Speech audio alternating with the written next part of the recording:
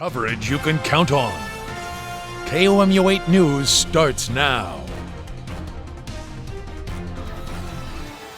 Here's what's happening right now. We're following a developing traffic story at this hour in Boone County.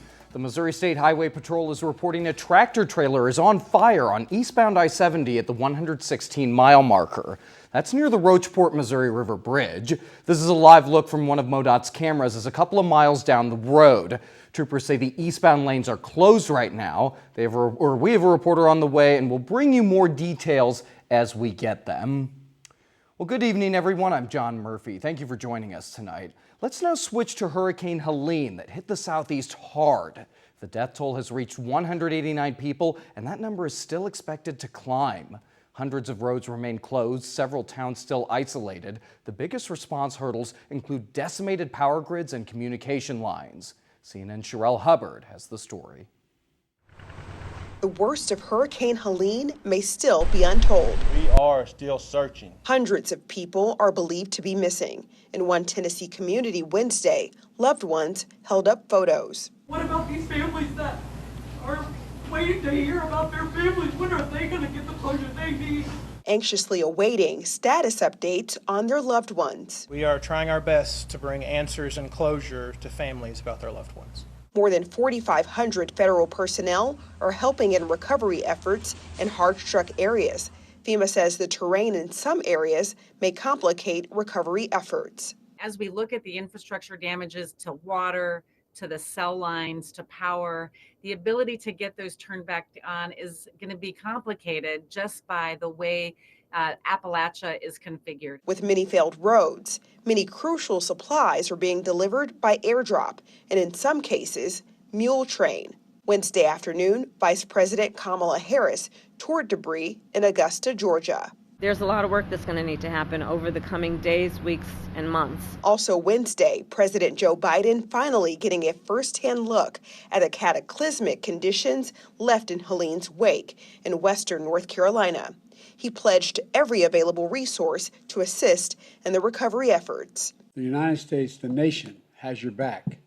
The nation has your back. We're not leaving your back on your feet completely. I'm Sherelle Hubbard reporting. The president ordered the deployment of up to 1,000 active duty soldiers to help speed up delivery of crucial aid into communities in North Carolina. Missouri Task Force 1 deployed canines yesterday to North Carolina. They're helping to detect human remains from the flooding disaster after Helene. KOMU 8's Kylie Hansen spoke with the Boone County Fire Department today to find out all the work that goes into an emergency response. Kylie? FEMA deployed 20 total dogs from across the country to help find human remains, and 7 of them came out of Columbia. I spoke with the fire chief and his assistant today to find out the true process of how these canines help people in need. The mission today was to search along the Catawba River in McDowell County. It's very serious work. The human remains detection dogs are not rescue dogs, they are recovery dogs. It's rewarding in the sense that you found somebody and can give closure. But it's a sad deal. I mean, we know what we're there for and we know why we're there. Training for each dog lasts over a year where they learn to sniff out human odor. The dog alerts, the dog then is rewarded. It looks like a game to everybody, and it is to the dog, but it is by far not a game to the handler. Once a dog receives its certification, it gets to live a typical life at home with a family, but that life is a stark difference from the reality they'll go to. The environment that they're experiencing right now out there is probably some of the worst environment they've ever had, any of our teams have had. It is absolutely utter destruction. It is very dangerous. We've already had 1 dog injured. In addition to the 7 detection dogs, 2 live find dogs were also sent to McDowell County, Carolina to help rescue those still trapped in the disaster area. Canine units and their handlers are usually deployed for around 14 days and then demobilized. Reporting in the studio, Kylie Hansen, KOMU 8 News. All right, thank you, Kylie. The Red Cross is also sending help to the devastated areas. 34 volunteers from Missouri have been deployed. 6 of them are from the Central and Northern Missouri chapter. They're providing food, shelter, emotional support, and relief supplies. One man from Montauk County was sent to the affected areas and is now stationed in Columbus, North Carolina. He says people there are still in unbearable conditions. this is a terrible time in their lives, and many of them can't sleep. They lay down for a little while and then they have to get up and they're it's a very confusing time in their lives. The Red Cross says it will continue to deploy volunteers and will stay in affected areas as long as possible. We've got Chief Meteorologist Matt Beckwith here. And Matt, now that Helene is over and with how devastating it was, what does the weather look like now as we've got those volunteers down there trying to clean up? I think for the most part, it's going to be cooperating. Something that I think it's really important to point out and put this into context, how devastating Helene was. In terms of landfalling hurricanes in the 21st century, it is the second deadliest in the mainland United States, behind Katrina. So very significant. Yes. Still that number expected to grow in the days ahead. Here is a look at those conditions as we look across mid-Missouri. We're going to All right, well, thank you, Matt. Candidates running for the Missouri House of Representatives in some mid-Missouri districts spoke at a public forum in Jefferson City tonight. In on the forum and is live in Jefferson City to tell us what the candidates discussed. Graham?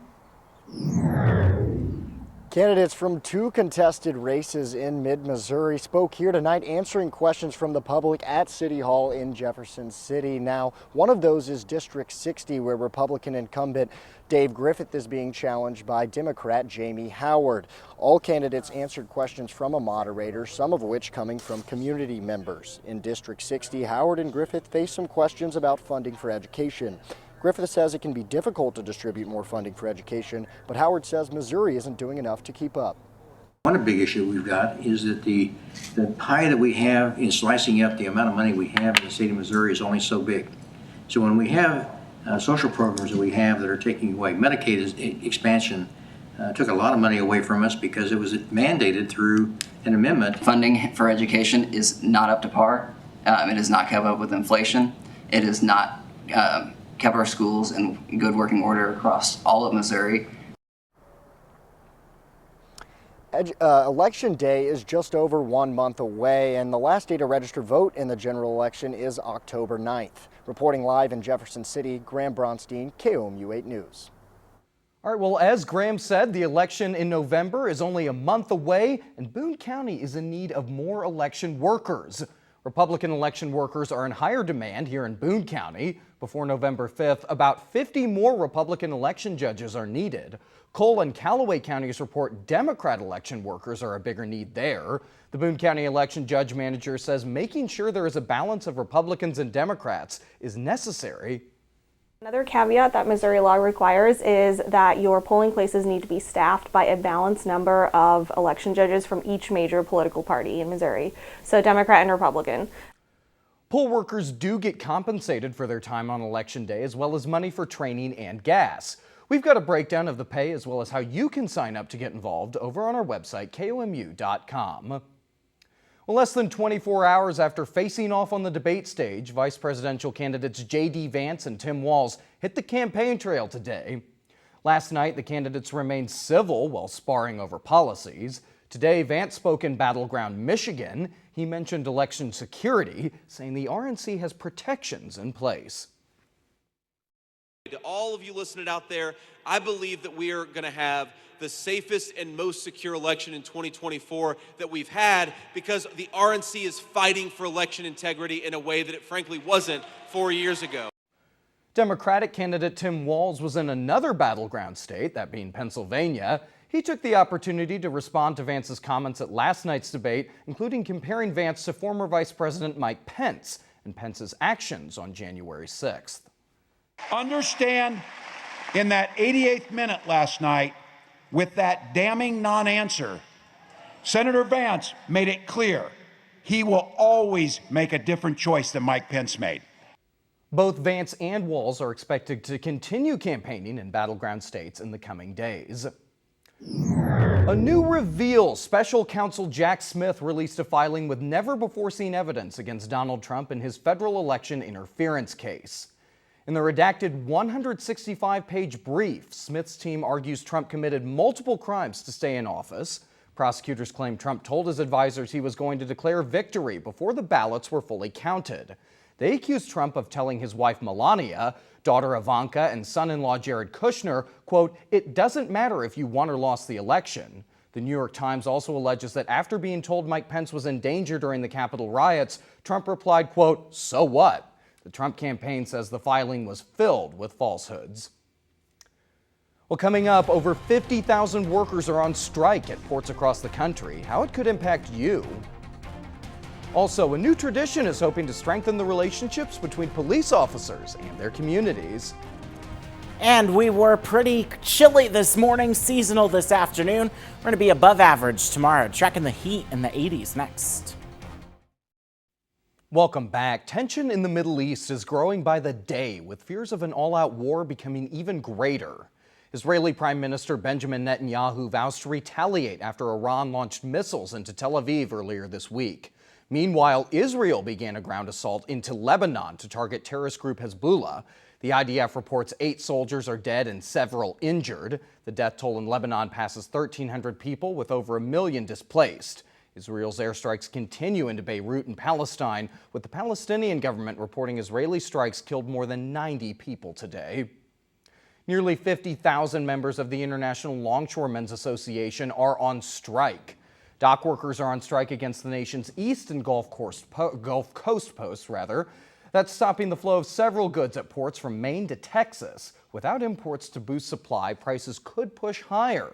Workers reportedly received a 50% wage increase. They were offered that, but union leaders want more and a $5 per hour pay raise as part of a new 6-year contract.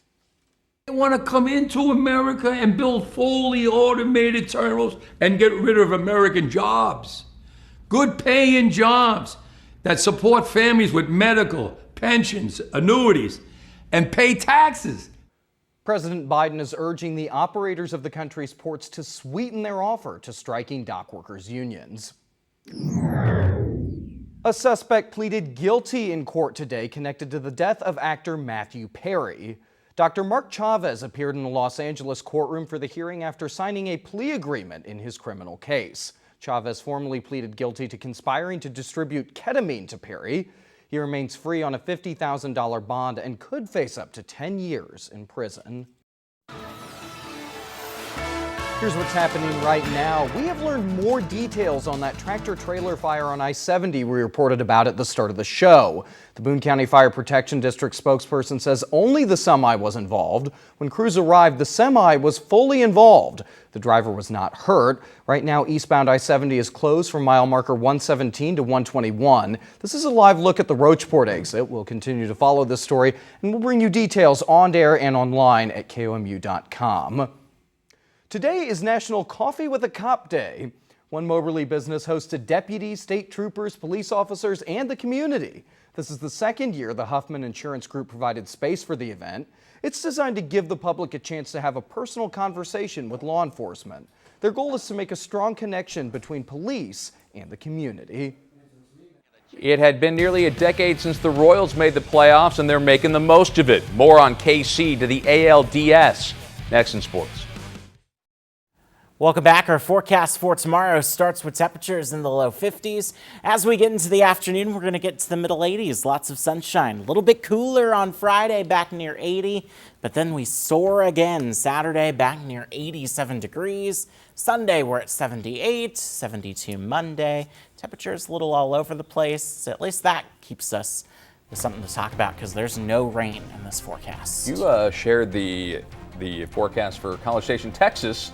102,000 fans, and it might feel like 102 on the field, it sounds like. Yeah, 90s plus humidity, particularly Saturday, Sunday. Kind of a dry heat, relatively, for Friday, but the humidity going to increase Saturday. Is that good for our Tigers? I wouldn't want to play in it. Me neither.